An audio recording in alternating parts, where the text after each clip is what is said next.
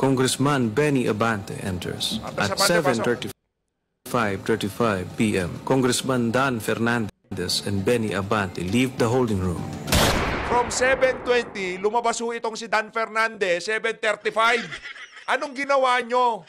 Sa loob ng 15 minutes, nagtitigan lang kayo? Ganon? Matapang ka lang doon sa Senado kasi may kakampi ka. Dito ka magpakita ng tapang mo. Hindi yung nandoon ka lang. Yung tapang mo, nawawala eh. Tawagin mo yung kakampi mo. Baka pagka sinugod kayo dyan ni Senator Bato de la Rosa, maihi kayo sa mga pantalon nyo. Huwag mo duro-duruin yung mga resource person na Robert H. Barbers. Dito sa video na to, nangyari na nga ho ang pinaka-aabangan ng mga aso ni Tambaloslos dyan sa Twadcom. Nalitsunin itong si Police Colonel Hector Grijaldo. Pero bago yan mga kababayan, isang like at isang subscribe. Masaya na ho tayo dyan. Wala ho tayong maraming pag-uusapan dito sa video na to. Sa mga gustong sumali sa ating community, alam nyo na ho gagawin. Yung join button, nandyan lang ho sa baba. Ayun na nga, no? Talagang nakita ho natin ang pagiging hambugero. Netong si Kwentong Barbero. Talagang dinuro-duro pa ho niya itong si Police Colonel Grijaldo. Wala ho tayo maraming pag-uusapan. Rekta na ho tayo dito sa napakainit natagpo nitong si Police Colonel Grijaldo at nitong si Robert H. Barbers. Matapang lang naman kayo dyan kasi marami kayo. Yun. Kaya hindi masyadong, ang tawag dito, hindi masyadong nakakapalag dyan itong si Police Colonel Grijaldo. Kasi nga naman, na-corner niyo siya eh. Kahit anong sagot niya dyan, mali sa pandinig nyo.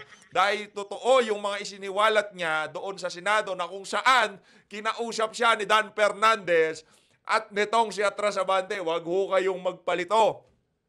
Ang punot dulo ho ng paduro-duro na yan, paduro-duro na yan nitong si Robert H. Barbers, dahil nasunog ang Twadcom doon sa ginawang hearing sa Senado. Eto na ho mga kababayan, rekta na ho tayo, okay? Bago ho tayo dumako dito sa mga kahambugan nitong si Robert H. Barbers at yung hamon niya sa kakampi nitong si Police Colonel Grijaldo dyan sa Senado, na alam naman ho natin si Senator Bato de la Rosa, panoorin ho nyo muna itong kumakalat ngayon na CCTV footage na kung saan makikita ho natin ang pagpasok sa kwarto nitong si Colonel Grijaldo at pumasok din ho itong si Dan Fernandez at itong si Atras Abante. Kaya kung ako dito kay Atras Abante, naku, panoorin nyo ho itong mga kababayan. Matindi ho ito. Kasi gusto ho nilang ipabawi dito kay Colonel Grijaldo yung mga naging testimonya niya, yung affidavit niya sa Senado.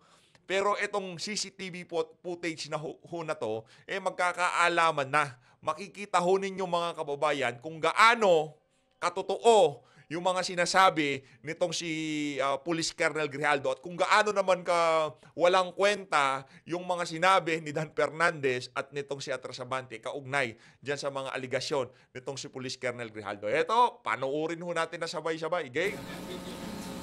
PM. Colonel Grijaldo enters the holding Colonel room. Grijaldo yun. Okay, At 7:17:59 p.m., Attorney Emericio Quilang enters.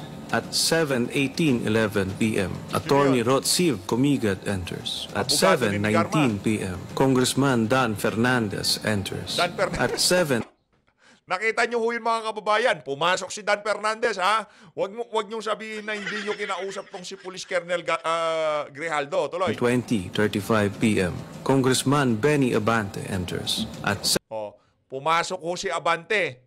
Tingnan ho muna natin yung timeline para di ho tayo malito 20 ho.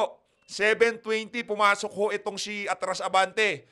Diyan sa holding facility na yan, yung papahingahan siguro ng mga resource person. 7:20 ho. 7:20. p.m., Pasok. Congressman Benny Abante enters. At 7:35 p.m., Congressman Dan Fernandez. Ano na ho bang oras diyan sa CCTV footage? Anong oras na ho yan? From 7:20, lumabas ho itong si Dan Fernandez, 7:35. Anong ginawa nyo? Sa loob ng 15 minutes, nagtitigan lang kayo? Ganon? Sinabi ho, mabilisan lang yun. Mabilis lang. Ganito lang. Pero merong ebidensya. 15 minutes yung kinausap. 15 minutes, kinausap, 15 minutes kayo nagtinginan sa kwarto nitong si Police Colonel Grijaldo. Mga walang hiya kayo talaga naman. Hindi ho magsisinungaling ang mga ebidensya. Hindi ho magsisinungaling yung CCTV footage na yan. Tuloy. And Benny Abante leave the holding room. Bokya ho sila. Bokya ho sila. Ito ulitin ho natin. Baka hindi ho nakita na maayos ng mga kababayan natin. Ayan, Congressman Dan Fernandez enters. Congressman Dan Fernandez, nauna ho siya, 7:19. Pumasok na ho siya dyan sa holding At facility. 7:20:35 7:20. Pumasok na rin ho itong si Atrasabante. p.m. Congressman Benny Abante enters. At 7:35:35 p.m. 7:35. Lumabas ho sila. Congressman Dan Halos Fernandez and Benny Abante leave Magkasunod ho silang lumabas. Bokya ho sila dyan. Hindi ho nila makuha itong si Colonel Grijaldo. Mapasabay doon sa kanilang naratibo, di ba, sa Quadcom. Naglumabas ho sila. 15 minutes, anong napag-usapan doon? Bata ka pa, baka ganito-ganyan, di ba? Ganun ho sinasabi daw nitong si Atrasabante. Di umano, the holding room. At 7:36:14 p.m., Colonel Grijaldo exits with Attorney Kilang and Attorney Comiket. Dalawang abogado ni Garma. Totoo ho lahat. Detalyado. Kahit paano nyo itago ang mga ebidensya, ika nga, lalabas at lalabas yan. CCTV footage. Ayan na ho mga kababayan. Ngayon naman ho, rekta na ho tayo dito kay Robert H. Barbers. Ayun, game, tuloy ho natin. Matapang ka lang doon sa Senado kasi may kakampi ka. Dito ka magpakita ng tapang mo. Hindi yung nandoon ka lang. Yan ang problema dyan ho mga kababayan. Kahit ho anong isagot nitong si Police Colonel Hector Grijaldo, wala naman hong tatanggapin yung mga congressman na kagaya nitong si Robert H. Barbers. Huwag nyo hong sabihing matapang itong si Police Colonel Grijaldo dyan sa Senado at dyan sa House of Representatives, tiklop siya. Natural! Sino ba naman ang resource person na hindi titiklop sa mga kababuyan nyo dyan sa committee na yan? Ngayon, pagka yung mga vlogger magre-react dyan sa mga kababuyan nyo dyan sa Quadcom na yan, nagagalit kayo sa mga vlogger. Tingnan nyo naman ho ang inaasal nyo dyan sa mga resource person, partida mga kababayan Nasa teritoryo nyo na itong si Police Colonel Grijaldo, na-contempt nyo na siya, napapasko at bagong taon nyo na siya dyan sa House of Representatives, pero binababoy nyo pa rin siya. Pinapakita nyo pa rin na wala kang kaya sa amin. Kami ang matapang dito. Si Robert H. Barbers ang siga dito. Di ba? Yun ho, mga kababayan. May paduro-duro pa nga yung mama na yan. Huwag nyo hong iboto yung asawa niyan. Dahil yung mama na yan, tapos na ho sa politika yan. Wala na hong nasa matinong kaisipan ang boboto sa mama na yan. Ngayon, para doon sa mga constituent nitong mama na to, huwag nyo hong sayangin ang boto nyo sa asawa niya. Kasi balita ho natin, asawa niya ho ata ang pupesto ngayon dyan sa House of Representatives. Hindi ho tayo nakikialam dyan sa local politics, pero yung ginagawa nyo kay Colonel Grijaldo, nakakadiri kayo. Hindi ko sukat akalain na na-contempt nyo na, nakakulong na siya, nagpaskot bagong taon na dyan sa House of Representatives, tapos duduru-duruin nyo pa. Nasaan na mga puso nyo? Parang natokwa, Kayo ho mga kababayan, makatao pa ho ba ang ginagawa nitong mga walang yang congressman na to? Naku, meron na naman magagalit nito. Tuloy! Alam mo, ang mahirap kasi sa'yo, gusto lang nating malaman ang katotohanan sa likod nito. Ang dami mo ng ginawa Dinamay mo pa yung mga kasama na, hindi dahil sa kasama namin sila, kundi hindi tama ang nangyari at ginawa mo. Dapat sinabihan mo yung kasama mo, ang si Dan Fernandez at yung si Atrasabante, na wag nilang i-betting process yung mga resource person. Simple lang naman. Huwag niyong kausapin yung mga resource person prior sa hearing. Mga walang hiya kayo. Ngayon, kinausap niyo yung si Grijaldo, nagsalita siya sa Senado, ngayon mali pa si Grijaldo. Ilinabas niya lang naman na kinausap ako doon. Kinausap ako ni Dan Fernandez at nitong si Atrasabante. Talagang tinabihan pa nitong mga ogag na to, no?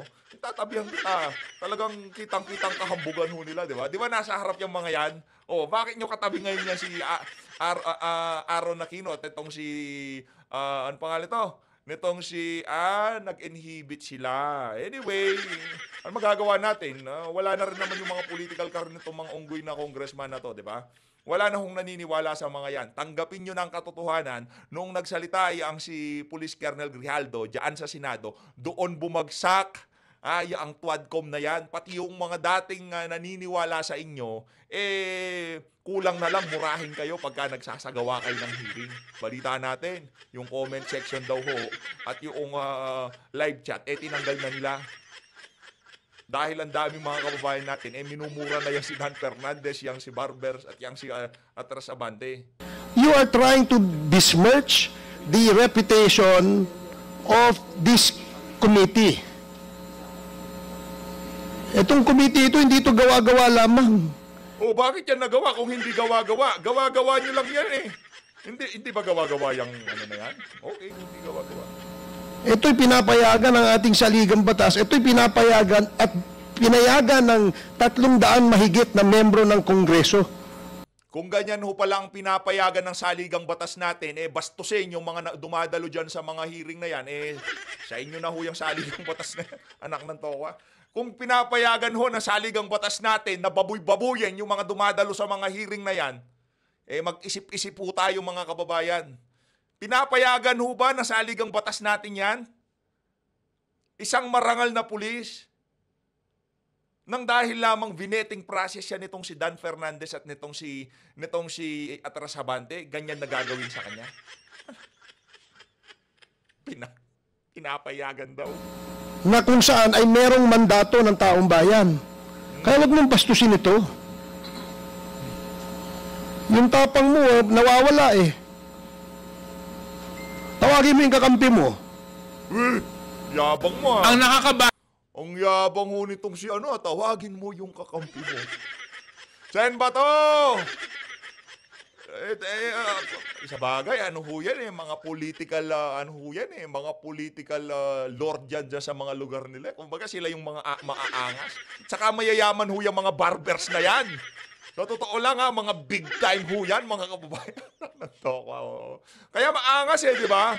Tawagin mo yung kakampi mo, ang yabang ni Barbers, no? Nakita ho natin ang kahambugan niya doon. Ito naman ho, parang hindi masyadong gumalaw ang hairline nitong itong si JJ Suarez, Parang magandang pasok ng bagong taon at Pasko niya. Tuloy. Bahala po doon sa bahagi po ninyo, Colonel Grijaldo, ay naibahagi po ninyo doon sa statement ninyo na meron pong 2 miyembro away na ho ito mga kababayan, away ng mababang kapulungan ay di umano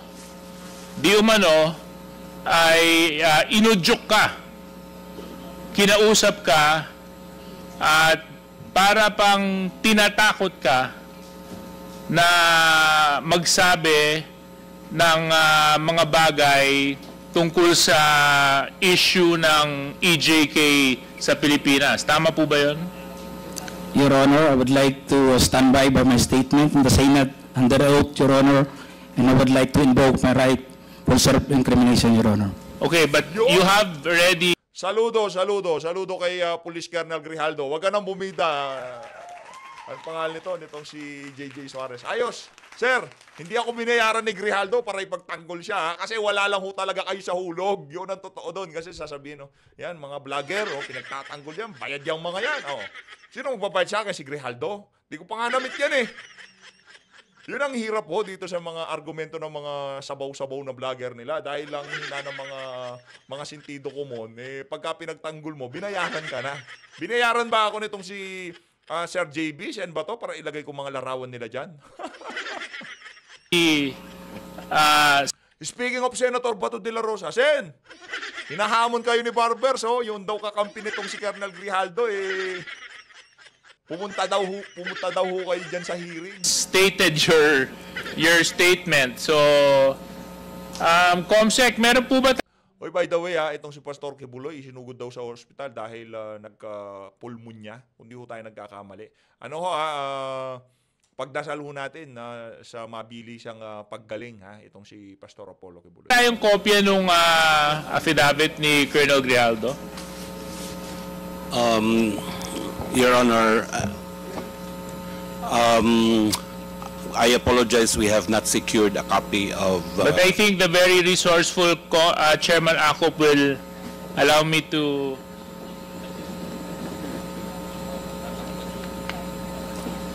Thank you very much. So, anyway, Colonel Grijaldo, meron po akong copy ng affidavit nyo. At ito naman po, pinaninindigan po ninyo. Tama po? Yes, Your Honor. Okay. Maraming salamat. Dito po sa number 7 ng inyong sinumpang salaysay, sinabi po ninyo dito, when I entered the end room, I saw 2 lawyers of Colonel Garma standing inside the room. One of the lawyers approached me and then asked me what we were going to talk about. And I said that I do not know. Number 8, after a while, Congressman Dan Fernandez entered the room and he asked me to sit beside him on the right side. Then Congressman Abante entered the room and sat on the far end chair on my right. Your Honor, I would stand by my statement. Okay, To the so Senate, I would under oath, Your Honor, and I invoke my right for self-incrimination, Your Honor. Point of order, Mr. Chairman. Point of order. Yeah, what is the point of I don't see any reason why our guest keeps on invoking his right against self-incrimination when Deputy Speaker J.J. Suarez was not asking him anything incriminating. Wala na ho, wala na. Di ba pagka sinabi yun, dapat titigilan ka na. Ngayon, hindi ho dyan. Kung pwede ka nilang sakalin, sasakalin ka ng mga walang yan. He was just merely reading a portion of his affidavit. So I don't like, Mr. Chair, that this committee, that our resource person may impress upon the public that we are here to corner him and to incriminate him. Please, tatigilan mo yan. Hindi naman, Mr. Chair, it's not... Karapatan niya yun eh. Karapatan niya kung sabihin yun. Eh, kung ayaw marinig, eh, titakpan mo yung tenga mo. Talagang not right to invoking self-incrimination when in fact DSJJ is not asking you any questions but merely reading his affidavit. Baka naman ng message ay pinapakita, Mr. Chairman, sa publiko, inaangulo natin siya dito. I'm sorry, Mr. Chair, but I have to manifest this. I think his invitation to the Senate was discussed about EJK and illegal drugs. And nowhere in his affidavit did he mention anything about illegal drugs and EJK. He did not share any inputs or his knowledge on illegal drugs.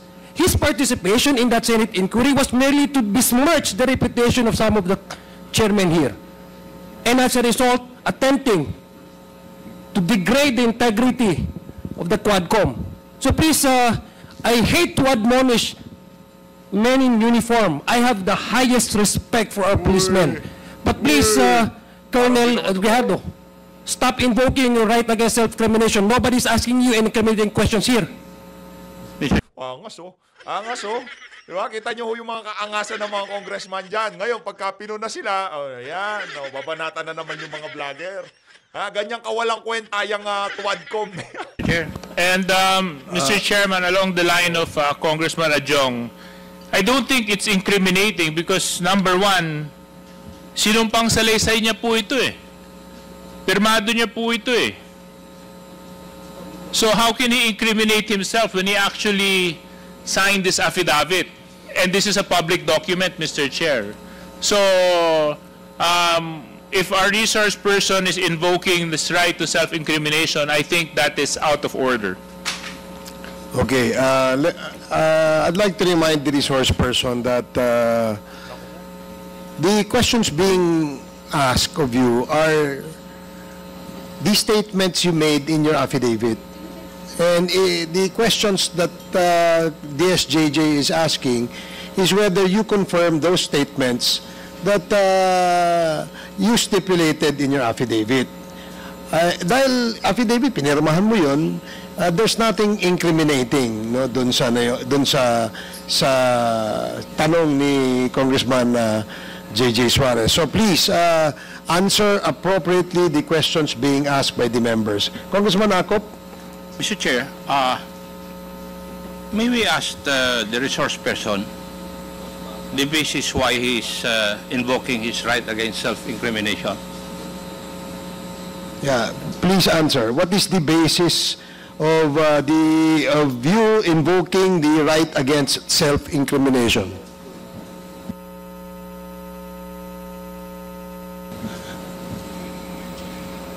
Police colonel ka, investigador ka dati. You know the basic rudiments of investigation. Alam mo dapat kung kailan i-invoke yung right against self-incrimination. Di po ba? Kasi nagko-conduct ka ng investigation eh. Now, may I know your legal basis why you are invoking your right against self-incrimination?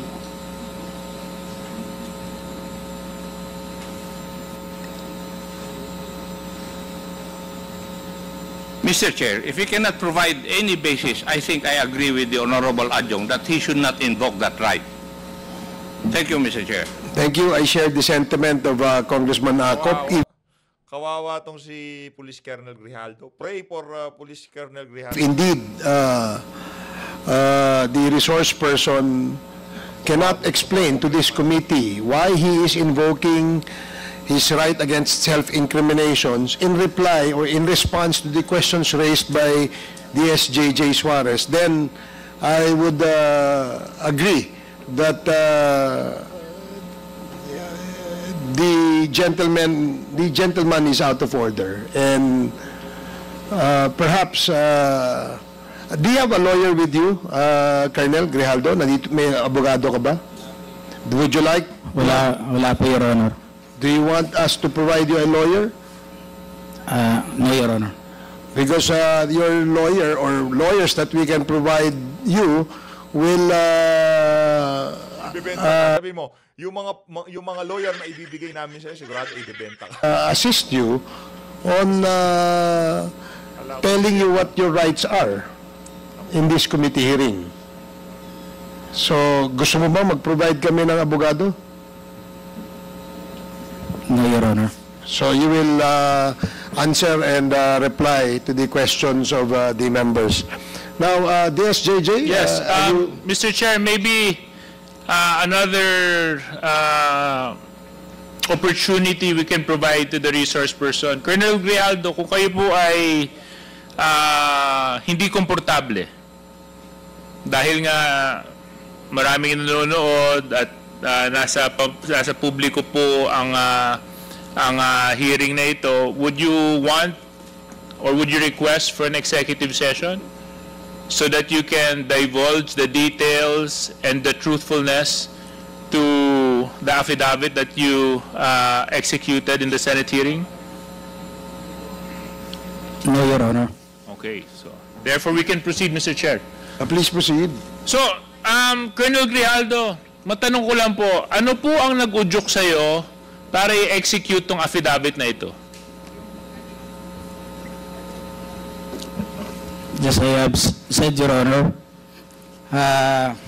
during my opening statement in the Senate, it was Tuesday. We have a hearing here on Tuesday, and we ended up on the Wednesday on the event of the Typhoon Christine. And as I have said, I go back to my home, and dinibdib ko po yung nangyari sa akin, Your Honor. And I never told this to my wife that time for 2 days. Until such time on the Friday, I was informed by the PIHAW that I'll be attending a Senate hearing. So, naisabi ko dun sa asawa ko, Your Honor. And nag-a-argue pa kami kasi ayaw niya. Ako kasi gusto ko na may sabi. And sabi ko, we have to go on a Sunday Mass, and we need wisdom for this para mabigyan din tayo ng lakas ng loob para ma-resolve natin sa tayo kasi tayo nag-aaway, nagkakaproblema, hindi na rin kami nag-aano nun eh. So on the Sunday, it was on the gospel.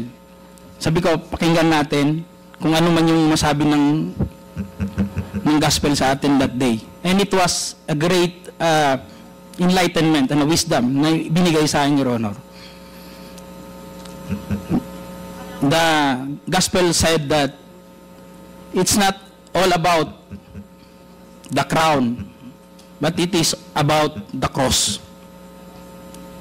It is not about the honor, but it's about the sacrifice. It's not being the first, but being the last. It's not being the great, but being the servant. Sabi ko sa asawa ko, bakit naibigay sa atin to?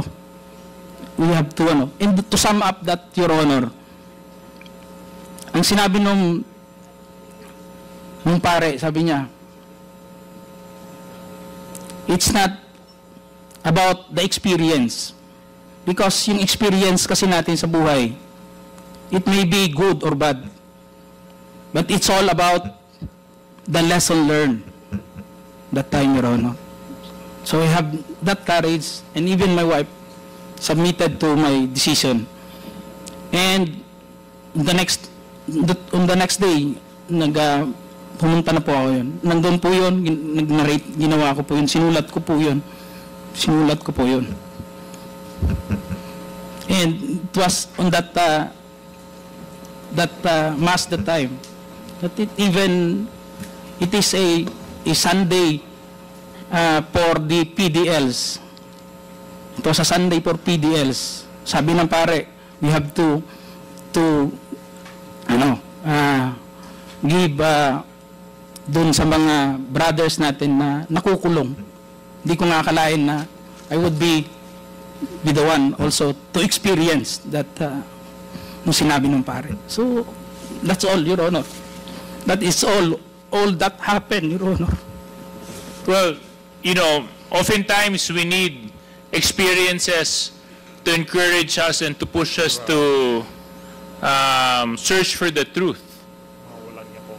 So I hope this hearing is one of those experiences for you, Colonel Grijaldo. Dahil ang layunin lang naman po natin dito ay hanapin gaano man kahirap ang katotohanan. Yun lang naman po ang hangarin natin. Wala nang iba. At kaya nga po yung dalawa po nating kinatawan na binanggit mo sa affidavit mo ay pansamantalang tumayo at umalis bilang chairman just to show that we are fair in handling this very sensitive issue. Because you made serious accusations in your affidavit, Colonel Grijaldo. And if indeed enlightenment has happened to you when you executed this affidavit, and you mentioned that you stand by your affidavit, so let's test whether or not it is the truth, Colonel Grijaldo. Yes, Your Honor. Okay. As I have said, I will stand by. I am humbled by my experience, Your Honor. I'm sure Your Honor, but Mr. Colonel Grijaldo, I will stand by with my statement. You have to understand one thing. You have to understand one thing lang po. My right One thing lang po. to self-incrimination, Your Honor. But you have to understand one thing, Colonel Grijaldo. Okay lang po yun kung para sa'yo. Ang problema ho, ang dami mong dinamay eh. Kung para sa'yo lang yun, hindi sana natin gagawing issue to eh. Ngunit ang idinamay mo dito ay mga taong walang kinalaman o mga inosente. May kinalaman. Sila nakipag-usap. Ito naman si JJ Suarez, oo. May kinalaman niya si Dan Fernandez at ang inamin naman nila na kinausap nila. Bottom line dito, yung pakikipag-usap lang ng mga unggoy mong kasama dyan kay Colonel Grijaldo, di ba?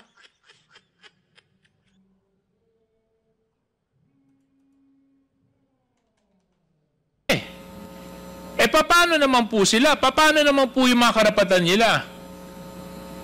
Paano naman po yung boses nila? Paano naman yung katotohanan nila? Hindi pa po natin sila pahahalagahan dahil pangahawakan lang natin yung sinabi mong enlightenment mo. But they have their own rights too, Colonel Grijaldo. So, Colonel Grijaldo, siguro wag na tayong paligoy-ligoy pa. With the permission of Mr. Chairman,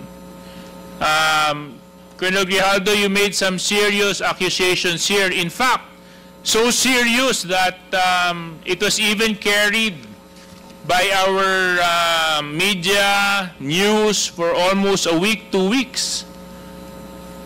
And because of your accusations, you've tarnished the very reputation and integrity of the committee and the House of Representatives. Things that I will not allow dahil ito pong posisyon na inuupuan namin, ay ito po ay posisyon ng tiwala na ipinagkaloob sa amin ng taong nagtitiwala sa amin. At kailanman hindi ako papayag na may mga tao na magdudungis at magtatapon ng kasinungalingan para sirain. Napanood nyo ho yung CCTV. Yung CCTV footage. Oh, yun hong ebidensya natin na totoong kinausap ng dalawang unggoy mong kasama, yung si Colonel Grijaldo, diyan sa House of Representatives bago ang hearing. Ang integridad ng trabaho ng House of Representatives at syempre ng komitibang ito. So, Colonel Grijaldo, sinabi mo po dito sa inyong sinumpang salaysay that you were persuaded